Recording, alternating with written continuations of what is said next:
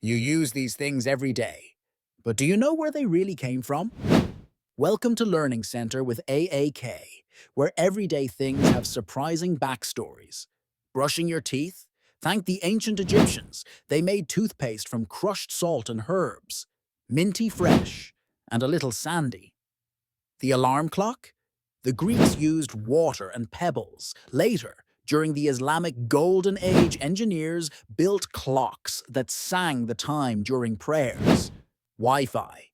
Thank a Hollywood star, Hedy Lamarr, who co-invented frequency-hopping tech during World War II.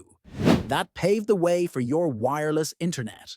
And the number zero, used in math, code, and currency, was developed by ancient Eastern scholars. Without it, your phone battery would just say, low. Like, share, and follow Learning Center with AAK, where everyday tech has epic roots.